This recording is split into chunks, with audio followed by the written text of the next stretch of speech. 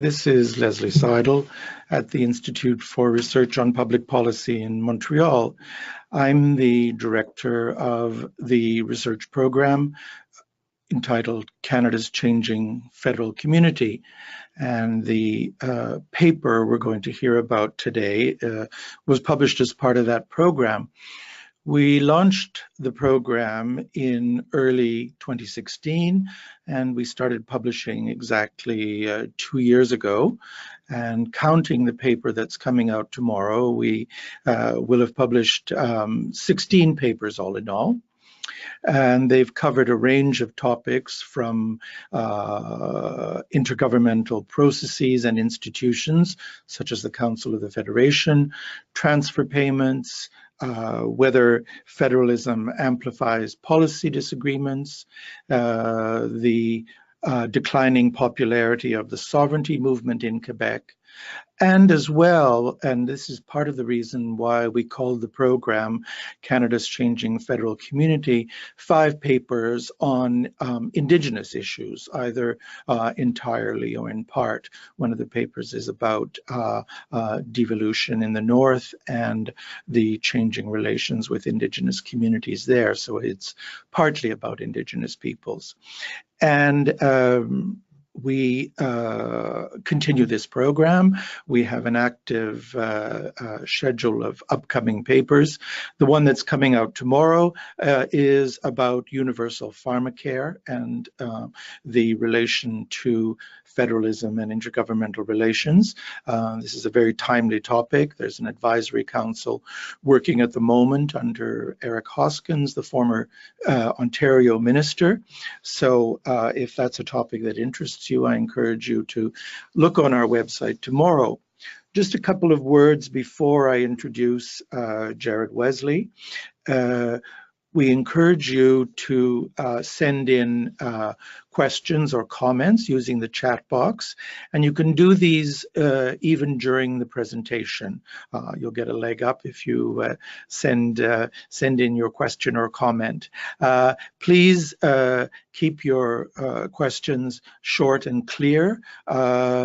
If you have a particular point, a position, that's fine, or a question, but please don't enter into too much of a kind of a discussion in your question. And then we encourage you to fill out the survey after the webinar. I believe that a reference to that or a screen will pop up at the tail end. So I won't talk anymore because we have only an hour, and I want to turn it over to our presenter. Jared Wesley has a very interesting background and very highly qualified to cover the question of coordinating federalism and the peak level, as we sometimes call them, intergovernmental institutions. He worked for a number of years in the government of Alberta, in the Executive Council, and also in the Public Service Commission, and he is now an associate professor at the Department of Political Science at the University of Alberta. So, Jared, we look forward to hearing about your research.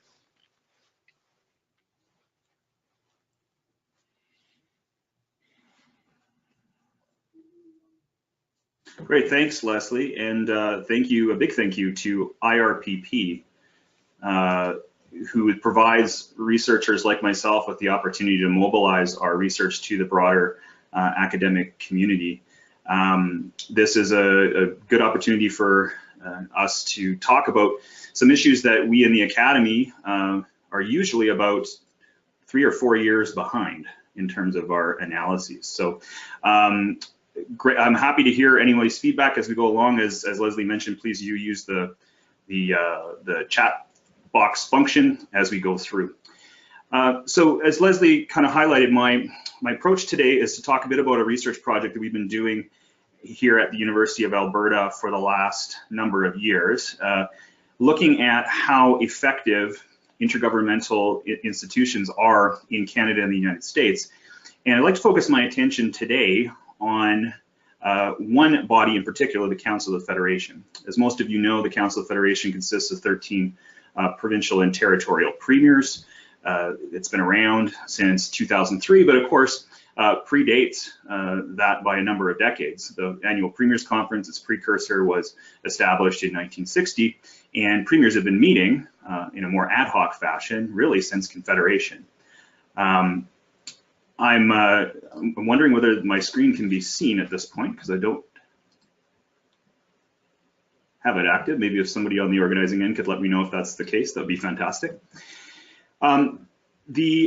My approach here today is to talk a little bit about the COF side, or Council of the Federation side of the research, and focus on how well COF has established itself as an intergovernmental institution as a national agenda setter. And a lot of folks that I've talked to as part of this research have challenged this notion whether the premiers see themselves as a national agenda setter, but it is embedded, as we'll see, in their founding agreement, and has tended to be the focus of media attention and expectation over the last number of years. So I'll use my time today to talk a little bit about the theoretical framework that informs this particular analysis. It's a novel one in that most of the agenda setting research out there focuses on political parties and governments and how they as individual organizations seek to set the national debate. But it often ignores the tensions between autonomous organizations like we see within intergovernmental councils. I'll then talk a bit about the methodology that underlies the study. It's a mixed method approach that looks at content analyses of what premiers and United States governors produce in the form of their press releases, and compares them to the media coverage of these organizations to see how well things are being translated from these IGCs to the broader political communities that they represent. The findings, as for those of you that have had a look at the paper, suggest that the Council of Federation in particular has struggled to find a coherent, tight agenda that it can then convey to the rest of Canada. So in other words, in order to be a national agenda setter, bodies like COF actually have to set their own internal agenda, which is a big problem, big challenge for organizations that have autonomous actors like the premiers here in Canada.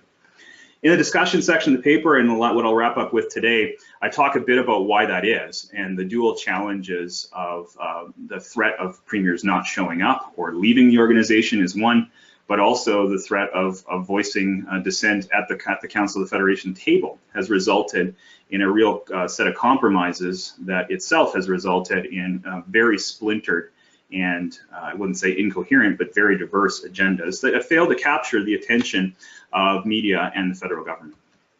So as I say, I'll start with my theoretical framework and methodology. And again, we take a little bit of a different approach to this study in that most studies examine how well a particular organization like a political party influences the national media agenda or the national political agenda, which in this case refers to how well the federal government responds to the way that premiers act. But this study unpacks that black box of internal agenda formation, because as those of us that have worked in intergovernmental relations knows, the biggest challenge is getting jurisdictions together to decide on common priorities or things that they want to emphasize during their discussions. That agenda setting phase can last months in the lead up to a particular intergovernmental meeting. From there, the challenge becomes, can we, from those priorities, establish common positions, and from there, strategies and tactics. And I don't want to say that premiers and their officials run out of time in the lead up to COF, but considering it takes about 6 months to organize a COF meeting, some of us took satisfaction in even getting to a set of common priorities, let alone positions and strategies. So in this study, we took a look at press releases at the close of all major Council of the Federation meetings, along with the National Governors Association, so you'll see some comparison there. We also did content analysis of media coverage, looking at how the media framed premiers and governors at the close of these meetings. And I'll give you some findings of that in just a moment. We backed this up with a series of interviews with COF officials and National Governors Association officials dating back to 2007. So the period of the study is between 2007 and 2017.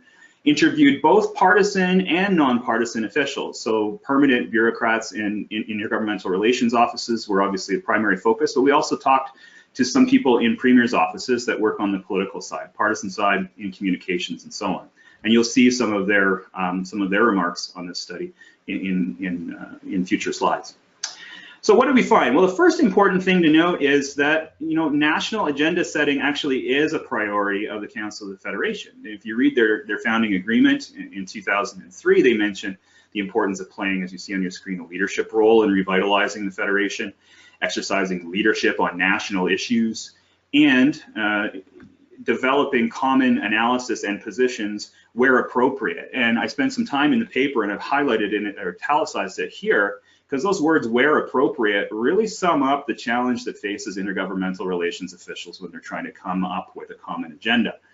Because sometimes you may feel as an individual jurisdiction that COF ought to have a clear position on a particular issue, but a lot of others will want to walk away from that issue entirely, maybe not even have it on the agenda itself.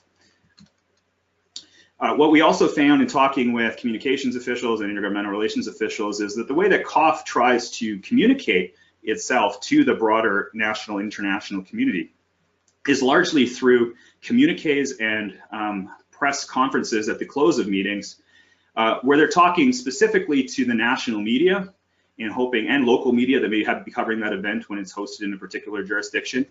And they also are hoping that federal officials, and according to our interviews, federal officials do read these communiques or press releases that come out of these meetings, but are hoping that the media will pick up something that the federal government will then have to respond to. And as we'll see, COF actually bats a little bit better than we were expecting in our research in terms of getting the federal government to respond to the priorities and requests that they've identified.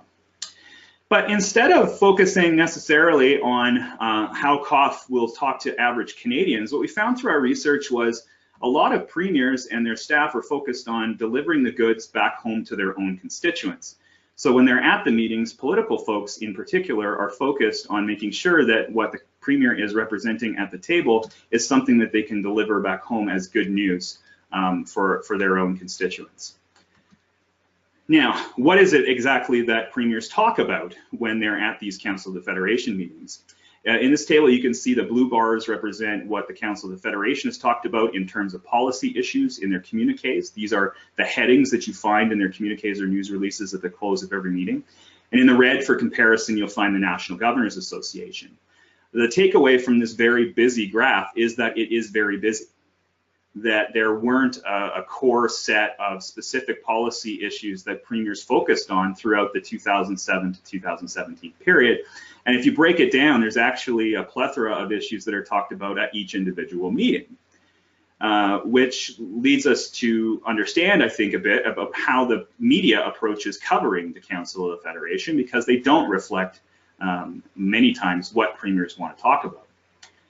Next graph you see on your screen has two pie charts. The top one refers to the Council of the Federation, the bottom one refers to the National Governors Association. The first takeaway is here that media coverage, which we've analyzed through the three national papers in Canada, Globe and Mail, National Post, and Toronto Star.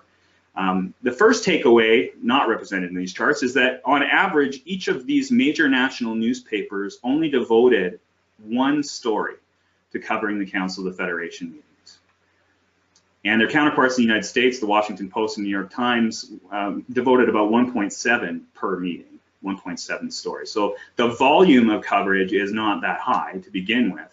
And as I say in the paper, premiers and their officials might be thankful that the volume wasn't that high, because the stories that tended to flow from these meetings were not flattering at all for COF as an institution. I'll quote from one leading national columnist who was referring to a meeting during this period, and she says, each summer reminds Canadians why they have a federal government and why this country, thank goodness, is more than a sum of its parts. The parts came together in the form of the premiers at their annual confab, which, in its lavishness, pretense, and uselessness, resembles meetings of the Arab League. Predictably, they agreed on nothing of importance. Now, that big blue slice in the pie that you see in that top figure represents process stories like that, and all but one of those process stories that talk about COF as an institution paint it as being very ineffectual.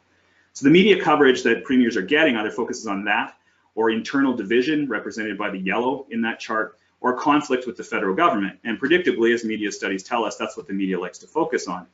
They do spend about a third of their time talking about policy issues, but they aren't the policy issues that premiers necessarily want to talk about. So if you look again on average at media coverage is represented by the red bars here, and what premiers were talking about in their news releases, the blue bar, looking at the top figure here, you can see that premiers were big on talking about labor and labor market development, but on average, the media wanted to talk about healthcare, which shouldn't be a surprise to most of us, but premiers didn't devote nearly as much of their time or space in these news releases to talking about healthcare. Which brings us to the question of, well, if the media is not exactly reflecting what premiers would like to talk about and not helping them to set that national agenda, as splintered as it might be, what about the federal government? How have they responded? So what we did was coded every single statement in each of these communiques dating back for the 2010 to 17 period, and asked, did the federal government actually respond to a specific call made on them by the premiers? Takeaway number one from this graph is obviously the number of calls on the federal government fluctuates from year to year, but under the Trudeau government, which came in 2015, the first real meeting with the premiers had post-Trudeau was in 2016, the number of calls on the federal government have increased substantially.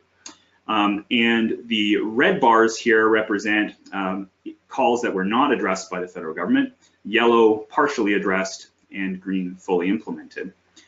We find that of all of the calls that were made on the federal government that weren't too vague to code, okay, and that's represented by the blue. By vague, I mean meaningfully, a call would be for the federal government to meaningfully engage with premiers on immigration. I'm not sure how one would measure meaningfully engaging with provinces and territories, but that's the type of vague statement that we saw in some of the cases. Of all of those ones that were codable, the federal government did respond to around 2/3 of all calls made on it by the premiers, which was a surprising finding to us.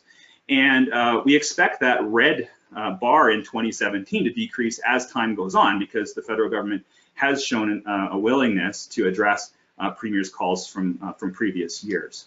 So overall, the federal government does seem to be reviewing, if not responding to these calls, and our interviews with federal officials have backed up that conclusion. So what explains this relative lack of ability of the provinces to establish this coherent national agenda? In the discussion section of the paper, we go into talking about how, again, that failure to be able to set common priorities is the first major stumbling block for premiers. And here's where our interviews are really quite instructive. Here we find a quote from an intergovernmental relations official at the top. The biggest challenge is we're 13 separate governments with separate interests. By definition, a common set of messages out of these meetings is an act of accommodation.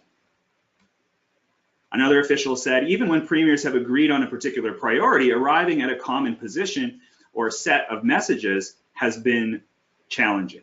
Rarely do we all have, again, the same interests. Another communications official in this particular case was a lot more blunt.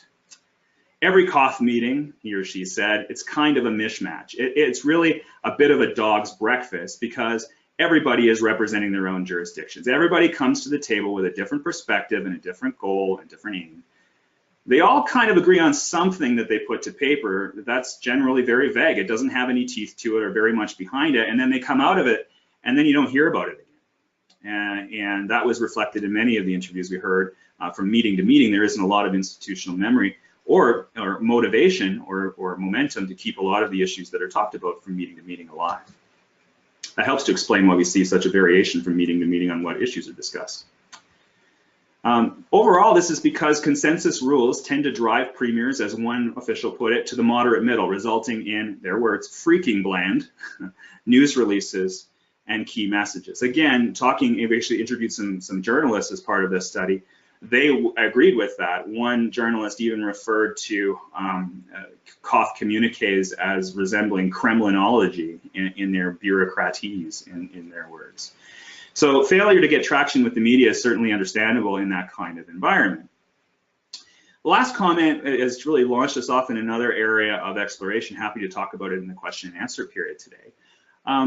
One official said, I think they fragment the message, that being premiers, but I think to the individual premier, it helps them to see some value in COF. It's also a bit of a trade-off. In other words, COF officials and premiers themselves want to see themselves in the internal agenda. And as a result, everyone seems to have input with their own, as we call them, pet projects, making their way into COF communiques. And that helps us to explain the wide variation and sheer number of different issues that are covered from meeting to meeting. And why is that? We started to try to put some theory behind this and turn to Albert Hirschman's famous book, Exit, Voice, and Loyalty, where he talks about how organizations are often challenged internally to maintain unity and focus because of the dual threats of exit, meaning that some of their members will simply leave the organization if they don't see any value in it, or voice, in that some organizations may seek to disrupt the organization's overall aims by speaking out actively against those organizations. And through some of our interviews thus far, we find that there is some evidence of that. There is some tread lightly. And if you want to get your issue on the agenda, then you're going to have to allow this other premier, this other jurisdiction to get their issue put on the agenda. Because if we don't, then they won't show up, and then we won't have national consensus. Again, the focus is on generating that national consensus as opposed to generating a clear, focused internal agenda that can then be communicated outwardly to the media and to the federal government. Now, I don't want to leave you with the sense that premiers have always been unsuccessful when it comes to establishing a coherent, tight internal agenda. In fact, the formation of COF itself was a success story in premiers coming together to emphasize one concrete issue and use a concerted professional communication strategy in order to achieve their aims. And I have to take you all the way back to 2002, the year before COF was founded, for evidence of that. Premiers at that time had formed what they called the Premiers' Council on Canadian Health Awareness, which was not really a council, but rather a national marketing campaign, where they took out full-page ads, for example, in national newspapers, urging the federal government to reinvest in Canadian healthcare. And those of you that know the history of that particular issue know that the federal government did respond in a big way with the 2004 Health Accord, 10-year accord, which many people looking back would attribute to the premier's single focus on a particular issue and driving it home through a concerted communication strategy. It had the chair of the premier's conference, premiers themselves using common messages, again, a professional media strategy to drive home their main point. And they did achieve a lot in securing that 10-year health accord. Zip ahead 10 years when that accord was about to expire, Premier Dexter at the time from Nova Scotia was chair of the Premier's Conference and wanted to resurrect that approach. The support for that was there in principle, but the resources were not put behind that initiative. And as a result, I argue in the paper, premiers weren't able to, I'm not attributing in any way that the failure to achieve another accord singly to this particular outcome, but it did show that premiers were not able to pull together the way that they did in years past. And so successful were they in 2002, in fact, that it was really a real impetus to bring them together and form the Council of the Federation in the first place. I'd like to close with this notion, because a lot of people in first drafts of this paper and in giving some presentations, a lot of people say, well, careful what you wish for, because if premiers are going to draw national media attention to themselves, it may not be positive. And in that previous pie chart slide, I showed you just how the media has been almost exclusively negative in its portrayal of premiers. And it's no secret to those of you that have joined in this webinar that this is not a time of provincial unity, right? We have premiers either not talking to each other, or worse yet, from a communications perspective, sniping at each other over things like pipelines, equalization, and carbon taxes. And getting a concrete media strategy together to promote interprovincial unity could be a non-blessing in disguise, I'll put it that way. Which was somewhat surprising then when we saw in this most recent summer meeting, premiers, one of the key messages that came out of that meeting was that they were going to go south of the border with presumably a concerted media strategy, communication strategy to engage Americans directly on NAFTA. And for those of us that have followed this file for a number of years, this was a bit surprising in that premiers had not taken this approach to the Canadian public since that 2002 Premiers Council on Canadian Health Awareness approach. But it was heartening from my perspective, from a communications perspective. At least they have that in mind, and that they were hopefully going to put some resources behind it.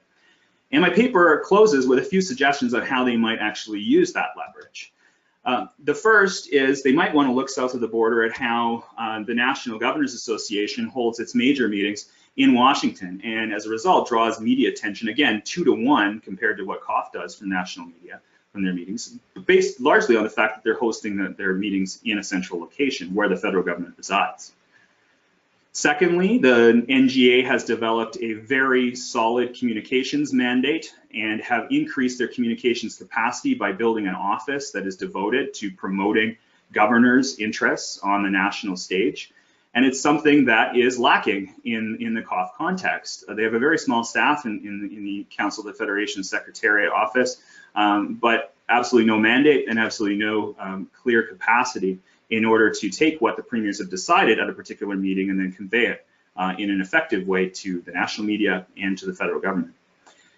But I'll leave you with this, this notion of going down and engaging Americans directly through Fox News of all places opens an opportunity for premiers to use that NGA infrastructure that exists to work with like-minded governors in order to promote Canada's interests in the United States when it comes to NAFTA. So that's where I'll close my presentation today. I look forward to some questions and comments from you. It's a work in progress. Obviously, the Council of the Federation itself is an evolving creature. Every year we have new premiers around the table, and being a less institutionalized body, that changing a few of the people around the table can actually change the nature of the organization itself. So I look forward to continuing to watch COF from afar. I can tell you it's far more enjoyable to watch it from the outside than the inside most times. But I do welcome questions and comments about whether we're on the right track with this research project. Thank you, Leslie. Thank you very much, Jared. You had to condense what is a very rich research paper and very solidly documented with mixed methodology. It was a pleasure to work with you getting it ready for publication. We have a question that's come in. What is the explanation behind the media focusing so much on health issues while premiers were also quite interested in issues such as labor? That's a good question. I've talked with a few reporters about that. Their sense was a lot of that bureaucratic language that we find in COF communiques is impenetrable from their perspective. But the one thing that they do know is that healthcare is an area of provincial responsibility. Again, that's probably a matter of success of the Premiers Council on Canadian Health Awareness in hammering that home. But I think it's a case of journalists want to focus on what they're most familiar with and what they feel is most important to their readers, which is healthcare, not labor market development. I mean, the term itself, I'm not sure many Canadians who pick up a newspaper even would be able to define what that means. Okay, here's another question. You said if the premiers don't show up, there won't be a consensus. But even if they do show up on some issues, such as pipelines and equalization and other issues we've seen historically, there isn't necessarily a consensus either. Certainly, that is a risk, and it also helps us to understand why some premiers are not showing up to premiers meetings as much as they used to. We're starting to see, for example, Danny Williams was famous for not showing up to Council of the Federation meetings because he didn't want to bump into the premier from Quebec. But in recent years, Premier Notley here in Alberta hasn't shown up to the Western Premiers Conference because of an unwillingness to engage with John Horgan. So then the question becomes, in the media's eye, and I've seen the framing of this already, is what purpose does the Council of the Federation serve if it's not bringing premiers together, right?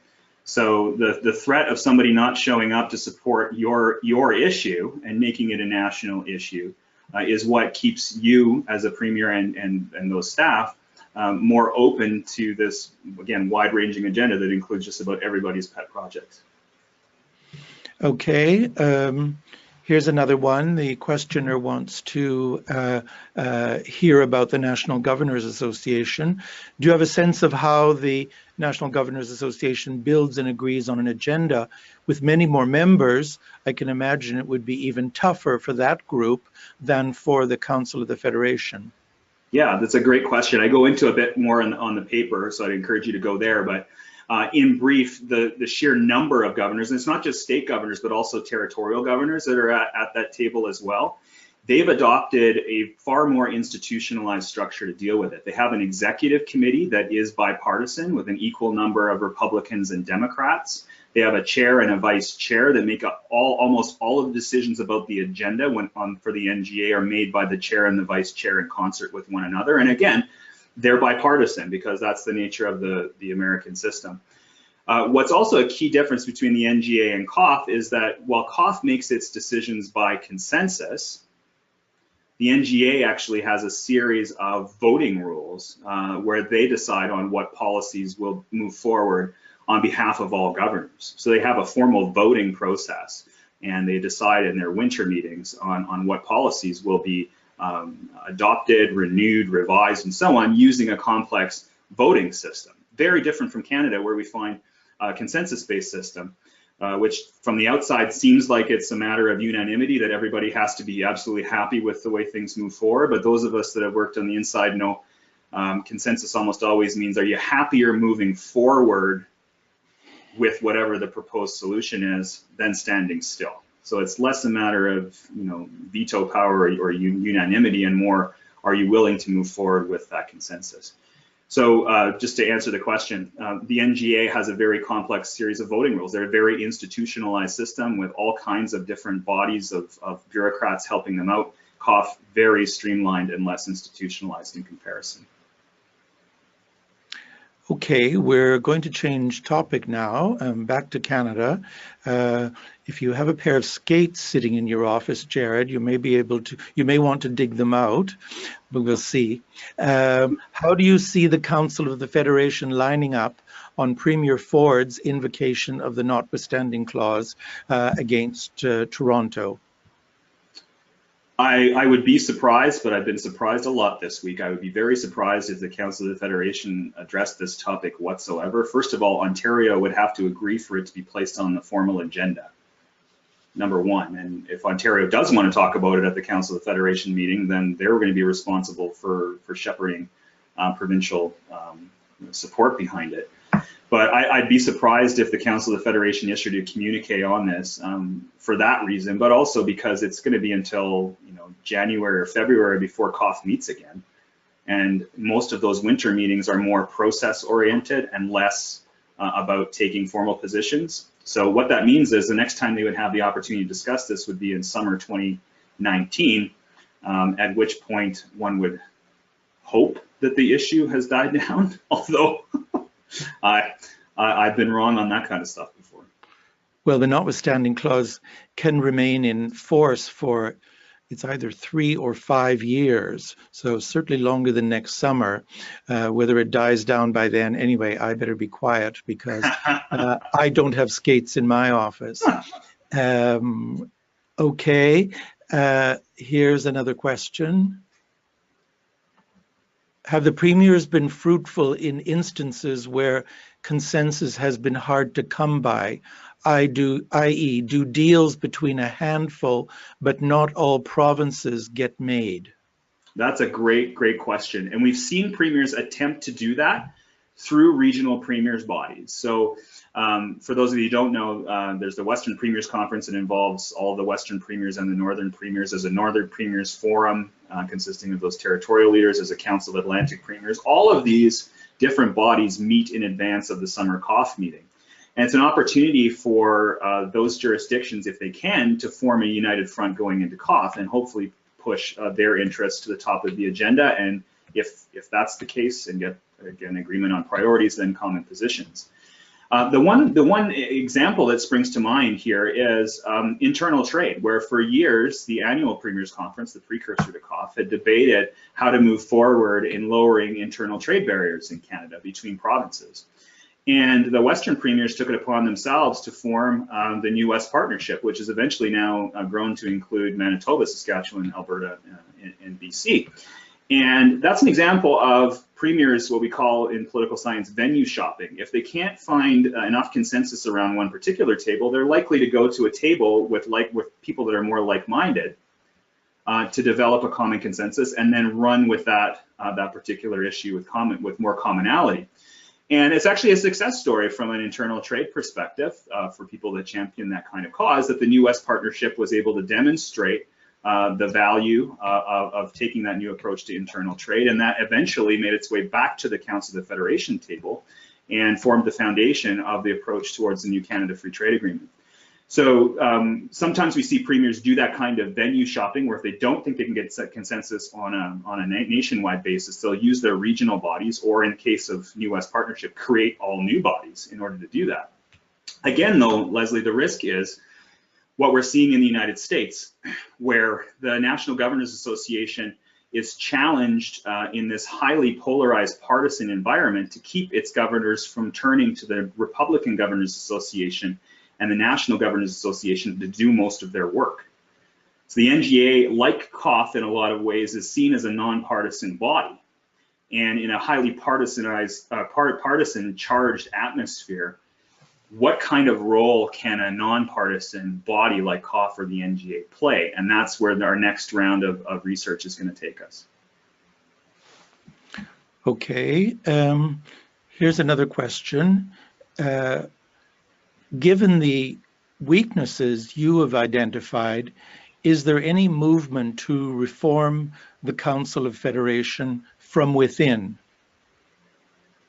It's a good question. Now, I talked a bit about the Secretariat not having the mandate or the capacity to do this kind of external communications work and strategic work. The Secretariat itself is governed by the Deputy Ministers Council, the steering committee they're called, Deputy Ministers of Intergovernmental Relations from across Canada. If they were to take a page out of the National Governors Association playbook, they would look to revise the terms of reference around the Secretariat to, for example, create a new mandate, a new set of responsibilities, a new set of staff around communications. I have not heard any movement in that direction.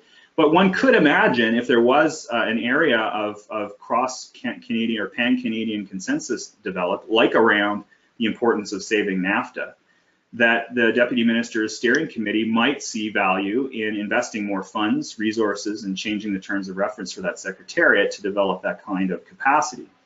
Again, that all depends on whether they feel, as Deputy Ministers, they have the kind of political leeway from their premiers in order to go down that road.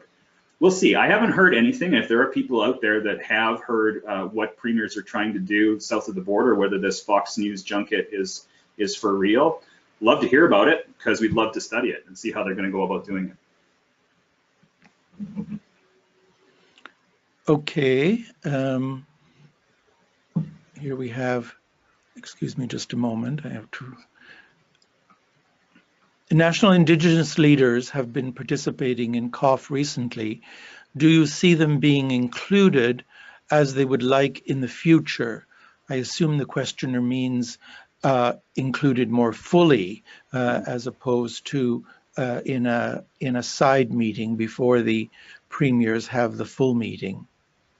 That's a good question, and thank you to IRPP for giving me a venue to explore some of that in the form of a policy options piece. So I'd point people in that direction as well.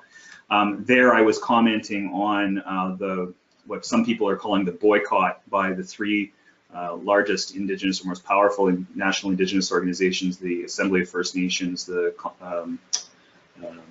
Métis National Council, and the ITK, to refuse to show up to those pre-meetings that used to happen between premiers and national Indigenous organizations dating back almost a decade. In that piece, I argue that meeting, the political one, actually was achieving a lot of good work, in particular in tasking their officials with developing things like a strategy to unroll the national missing and murdered national inquiry into missing and murdered Indigenous women. moving the goalposts ever so slowly and frustratingly so for people that are in this system for Aboriginal children in care. But politically, the move that was being made by those national Indigenous organizations, the three that I mentioned, is they feel like they need to have a seat at the major Council of the Federation table. I think they know that is unlikely to happen. It would take consensus on the part of all provincial and territorial governments to effectively share their agenda, which they're already, as I've demonstrated here today, having a difficult time generating consensus on. So I don't think that national Indigenous organization leaders honestly think they're going to get a seat at the table. But to me, it's more of a reflection of the growing influence of those three NIOs in particular vis-a-vis the federal government. And the Trudeau government has now started treating the AFN, MNC, and ITK differently from the other two national Indigenous organizations, Native Women's Association of Canada and the Congress of Aboriginal Peoples, in inviting them into different federal, provincial, territorial meetings, but also inviting them on a federal government to NIO series of meetings. So their influence is actually increasing at the same time that they're withdrawing from the provincial territorial realm. And you have to remember, they came to the table with premiers at a time when the federal government under Stephen Harper was not as engaged with them as the Trudeau government is now. So I think it's more of a story of that kind of venue shopping being done by NIO leaders, and you're getting a lot of media attention for doing it. So from a communications and political strategy, it makes a lot of sense. Again, how realistic is it to expect premiers to roll out a few more chairs to sit around a table that's already very crowded? Not likely to happen, but I don't think that's their intention. I'm going to ask a supplementary. If you were a political advisor to any of those three leading Indigenous national organizations, would you advise them to end the boycott of the carve-out meeting with the premiers? That's a good question. Am I a policy advisor or a political advisor? Because those are two very different things. If I'm a policy advisor... Political advisor. Well, I'll answer the first one. I'll answer the one I want to answer first. If I'm a policy advisor, and I've been working on a number of files that have seen some movement in recent years, I think I'd be a bit frustrated that now I'm lacking political direction and consensus among premiers and national Indigenous organizations to move forward on some high priority issues and to expand that national agenda. If I'm a political advisor to these NIOs, I'd honestly be patting myself on the back for their ability to effectively venue shop and get heard where key decisions are being made on pan-Canadian issues. During the Harper era, that juicy environment was around the Council of the Federation table. Now it's shifted to the federal government, and those three NIOs in particular have been very successful in getting their voices heard and being at the right table. So it's a bit of a split answer for you, but that's the kind of take I have on it. 3 stars for your answer. Here's another question. How much does political ideology have to do with COF outcomes? That's a great question. We actually asked that, and wasn't so much in the context of ideology, but around partisanship, which, as we know in Canada, especially today, is now starting to align. So our question to a lot of our respondents was, do you think that premiers and their staff pull their punches when it comes to making calls on the federal government, for example, or taking really bold policy positions that would move the country in one direction or the other? And the response we got back were almost unanimous, and they said they don't really pull their punches, but there's a recognition that around the table at any given time, there are going to be proponents and opponents of the federal government of the day. That's just the way that Canadian politics works. Never in the history of Confederation has the same party been in power across the entire country, right? And in most provinces, actually, there are parties that don't exist at the federal levels. There's bound to be both champions and critics of the federal government around the table at any given time. And that, as a result, kind of moderates the expectations around what COF can expect to achieve in terms of common positions. It also moderates what COF thinks they can achieve in terms of common priorities. So for some, a national price on carbon for a time was something they would love to see on the COF agenda, but they know, as the number of right-wing governments increases across Canada, that's a no-go, right? So what we've heard is it isn't a concerted effort to pull their punches, but what it is a recognition that there's a lot of ideological and partisan diversity across the country that makes forming those common positions very challenging.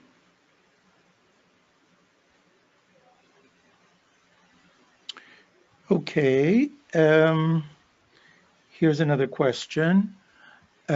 You said that each premier wants to see themselves in the agenda and communique, but seemed to imply that this was surprising or maybe not acceptable. Why? Oh, I didn't mean to imply it wasn't acceptable. I had just not anticipated the level of consensus across the country that was in fact what political staff were after at these meetings. Okay, so I have had the opportunity, the pleasure of serving alongside political staffers throughout my career. We travel to meetings together with ministers. They have their role, I have mine, but I didn't have it quite as put as bluntly as it was in our interviews here, that when a political staff or a director of communications or a chief of staff to a premier looks at a communique, they're looking at it through the lens of what can I sell back home, right? And it's not even at the press conference itself at the close of COF, but what is the opportunity for us to claim victory that one of our local issues has actually now gained national attention. And there actually is a bit of a tension, even if it's unspoken, between bureaucrats, nonpartisan folks that are working on the COF agenda, and the political staff over what should go into agenda and what should not. And having, again, served in this world for 6 years, oftentimes the political staff just roll their eyes when it comes to briefings about policy because they're focused, again, on what can I take home to my premier. And in a lot of cases, the people we talked to as part of this study, the political staffers said, there's nothing in this for premier. I don't even know why I'm going. And eventually some of them said, I don't even read the communiques anymore because they're not really that important. And the Council of the Federation is not a political body in that sense, which if you take a look at the meaning of COF and what it's supposed to be, again, from a nonpartisan perspective, might be a victory. But in terms of actually delivering goods for premier's constituents back home, not so much. Okay, our question basket is empty at the moment, so I would encourage anyone who's has an idea for a question to send it in. In the meantime, I'm going to ask Jared a kind of comparative federalism question. You demonstrate in your research that the media focus, or they find a greater focus on policy in the statements coming out of the NGA, whereas a lot of the stories in Canada seem to focus on process. On the other hand, bearing in mind the high level of fragmentation in the American political system, does the NGA actually in the end have any more influence than the Council of the Federation in Canada, where if the federal government would decide to pick up on a point from the Premier's communique, the likelihood of being able to act on it, so long as they have a majority in Parliament, would be greater than in many cases in the congressional system? Mm-hmm. It's a good question. First of all, one of the reasons why the NGA is more successful in getting media coverage of their policy positions is because they're far more focused on one or two major policy areas per communique, and they have professional communications folks massaging that language so they will catch the national media attention. You're right to say that in the United States, the locuses of power are far more diverse, but the NGA has adopted an institutional model that actually engages the federal government at several different levels. So they have people whose job it is to engage the White House and the administration on certain issues. They have another group that is devoted to Congress, another group that's devoted to engaging senators. So they've actually adapted quite well institutionally, with over 100 staff in total manning that organization compared to just 4 in Canada, to adapt to that different system of power in the United States. Thank you to Abdus, who sent in a question. What would you say should be the overarching focus for COF meetings going forward? Well, okay, now you're asking me as a political scientist or as a citizen. I would like to see premiers honestly spend a lot of time talking about what their key focus is going to be for a particular meeting, and focus on that for the duration of the 6 months leading up to a particular election. Now, there will be things that happen, or a particular meeting. There will be things that happen in a peer that you're going to have to respond to, and those can be part of the overall agenda. But premiers have been most successful when they have prioritized one or two issues. They've done it in a couple of different instances with the Healthcare Innovation Working Group, where they decided healthcare was going to be their main function. And then on two different occasions with the Canadian Energy Strategy. Now, on the latter, it actually fostered and fomented a lot of dissension among premiers. And we saw them actually back away from that concentrated meeting model where they're going to focus on one thing and one deliverable, and then went back to their old agenda of having 10 things on the agenda so they could all see themselves in it. But I would like to see that happen. One of the best ways to do it is to give the chair a bit more power to determine what that conference is going to be about. And a lot of premiers are reticent to do that because the premier of PEI's priorities is not likely to be the same as the priorities of the Premier of Ontario, for example. But it works quite well for the NGA in terms of focusing the agenda.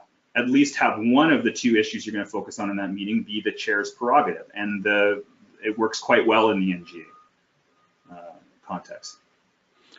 Okay, still on the theme of major policies, here's a question. What is the record of success of COF in helping develop national strategies to address shared policy challenges, for example, aging populations or the needs of seniors and older adults? Well, that's not an issue that there's consensus on. So maybe that's not the best example. And you may say, well, every population has, or every province has an aging population. That's true. But as soon as our minds turn to things like federal funding, and should federal funding formulas be adjusted for age, that's when you see younger provinces, in particular my own here in Alberta, get their backs up a bit, because that means there's going to be more funding flowing to provinces with aging populations, particularly in Atlantic Canada, and less proportionately to provinces like Alberta. So that's one reason why we haven't seen the premiers even touch a national aging strategy, because to do so would probably get us into the quagmire of deciding how that funding would be distributed from the federal government elsewhere. And if there's one area of discontent among premiers, it's definitely around money. Now, there was one exception when the premiers got together and formed a working group on the vertical fiscal imbalance. But again, they had a common foe there. They wanted more funding overall flowing from Ottawa to the provinces. But on in particular, like individual policy issues, it's very difficult to find that kind of consensus. Okay, here's a very interesting question. With the First Minister's meeting scheduled for this autumn, what do you see as the role of COF in informing the Premier's approach to meeting with the Prime Minister? Very good question. My first focus is, will the Premiers actually meet as the Council of Federation before this First Minister's meeting? It's not a given. It's not written anywhere that they have to. In the past, they have met beforehand because there was a sense they needed to all be on the same page going into a meeting. But this particular FMM is focusing on the Canadian economy with a bunch of different issues on which premiers are relatively divided.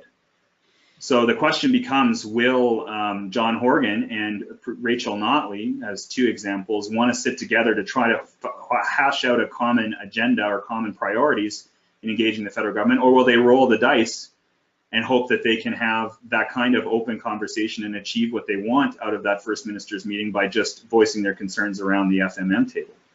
So it's not a given to me that the Council of Federation will meet formally or informally before that FMM, whenever it might be. I think people are talking November for that.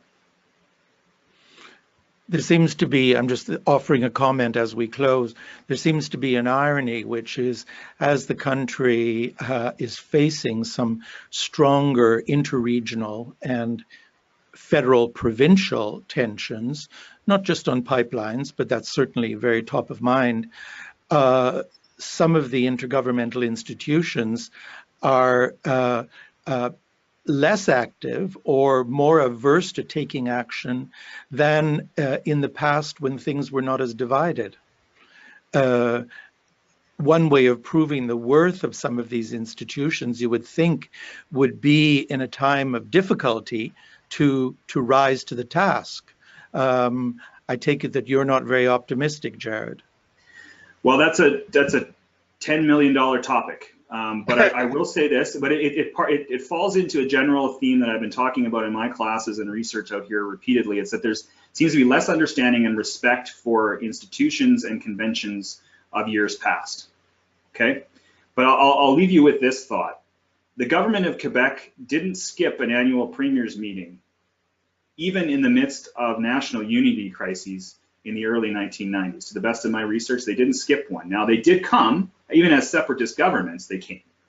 And they did insert asterisks into communiques saying the government of Quebec agrees with the general principles but will not go along with this general initiative. But even separatists showed up to the annual premiers conference at a time of national crisis and leading up to the 95 Quebec referendum. Now, we have premiers today that aren't showing up to regional premiers conferences so far over spats, over natural resources. So the question is, will these institutions survive this kind of turmoil the way that less institutionalized and informal institutions like the APC seem to be able to weather the storm? Maybe that's another paper we can work on together, Leslie. Okay, well, on that note, neither of us has a crystal ball, but I'll take the occasion to thank Jared very much for an excellent presentation and good, clear answers to the questions. And thank you to the people who sent the questions in, particularly at the tail end when the basket was getting empty. And I hope you'll continue to take notice of the various events and activities from IRPP, webinars, podcasts, publications. As I mentioned, we have one coming out tomorrow morning on universal pharmacare and federalism, and there will continue to be a fairly steady stream in the future. So goodbye from Montreal and the IRPP.